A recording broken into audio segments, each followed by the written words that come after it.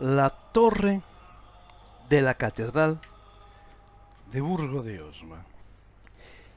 Casi todo lo que digamos aquí está tomado del gran libro de Jesús Alonso Romero sobre el barroco y el neoclasicismo en el Burgo de Osma.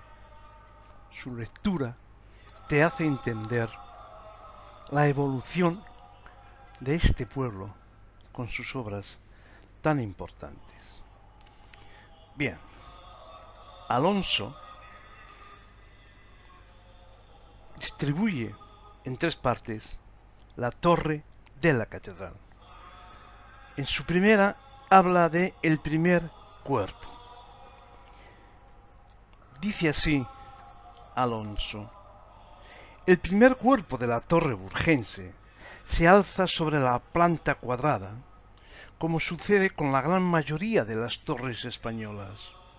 Las esquinas del prisma que se forma como consecuencia de la elevación de la construcción están resaltadas por una destacada pilastra sesgada en cada una de ellas, en las que se hacen llamativos unos recuadros prominentes, como placas rectangulares que rompen la monotonía del predominantemente liso cuerpo inferior, originando interesantes efectos de claro-oscuro.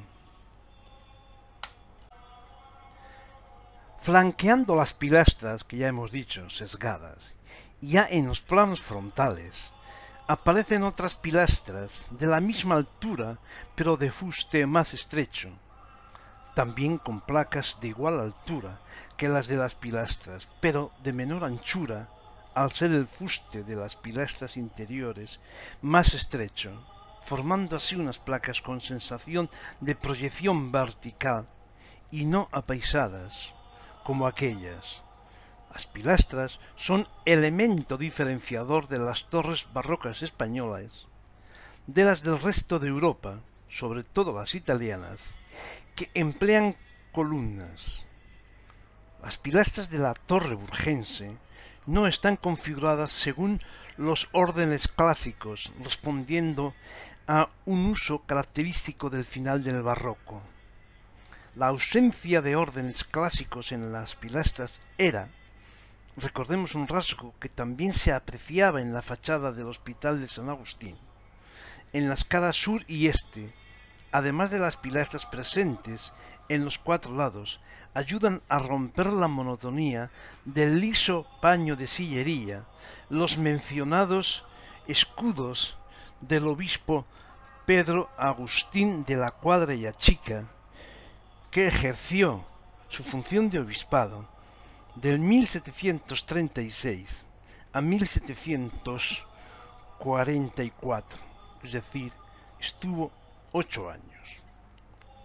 Remata este cuerpo un ancho entablamento que produce evocadores efectos de luces y sombras, con zócalos de piedra resaltados de originales acanaladuras, y en el centro de cada lado un óculo flanqueado por un esquema de placas de piedras de corte curvado con diversas simetrías ranuras.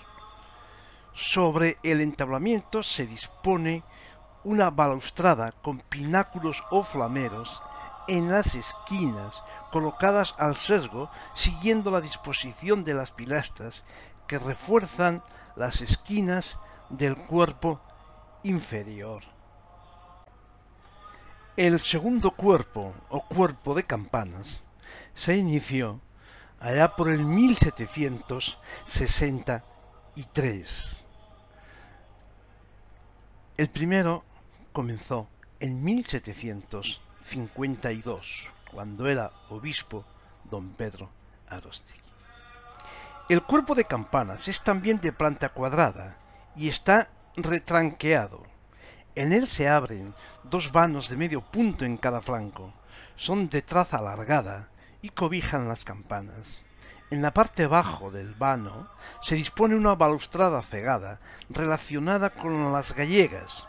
En las jambas, los sillares resaltados ofrecen un dinamismo visual a base de efectos sombra y luz. En la rosca del arco también se destacan varios sillares con fisuras que persiguen la misma finalidad. Encima de los vanos destacan unos altos y prominentes frontones triangulares sobre ménsulas con unas circunferencias en el tímpano. Además de los huecos de campanas destacada en este cuerpo, el juego de pilastras pareadas, rehundidas dispuestas entre los vanos y flanqueándolos. Siguiendo la prolongación de la línea de imposta de los arcos, en la mitad del fuste de cada pilastra se destaca un liso sillar rectangular, y entre pilastra y pilastra una piedra labrada en forma de círculo que se repite en lo alto del espacio.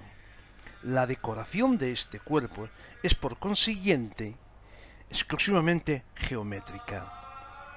Cierra el cuerpo de campanas un entablamiento menos poderoso que el inferior, en el que se destaca el friso con ménsulas acanaladas, colocadas sobre las pilastras y en la proyección de los vértices de los frontones.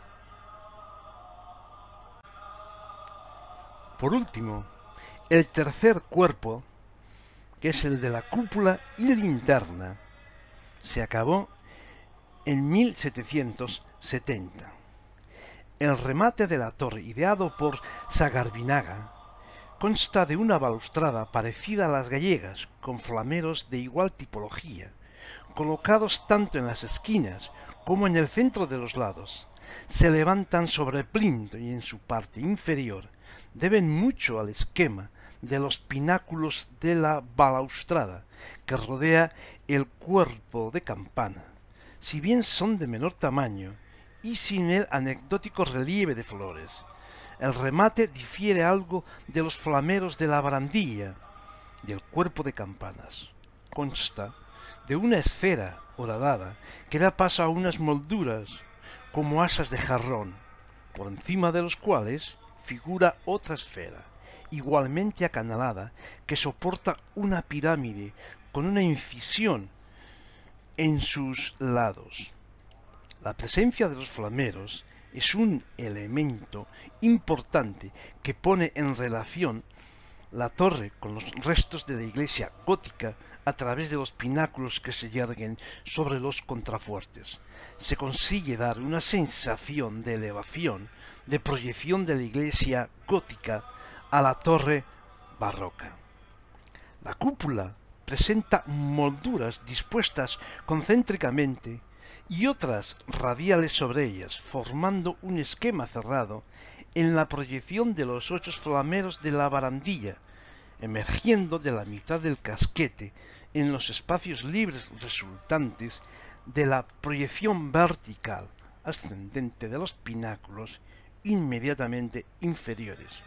Aparecen sobre ménsulas 8 pináculos más sencillos que los del resto de la torre y formados de calizas lisas sin hendiduras. Y por último, un anillo circular de sillares destacados, correspondiente a la parte superior de las molduras radiales de la cúpula, da paso a la robusta linterna prismática, con 8 vanos o huecos de medio punto, remarcados en su imposta, que cobijan los campanillos. Encima de cada uno de los vanos destaca un curioso relieve de motivos geométricos que pueden parecer la representación esquemática de un tema figurativo. Entre los huecos de las campanas se imponen los poderosos modillones formados por 3 rollos de volutas de mayor tamaño a menor tamaño, a medida que se asciende, siendo el inferior acanalado. Sobre cada uno de los modillones se presenta a la vista una pilastra con 2 acanaladuras separadas por una viva arista. Arquitrabe, friso y cornisa dan paso al cupulín que cubre la linterna.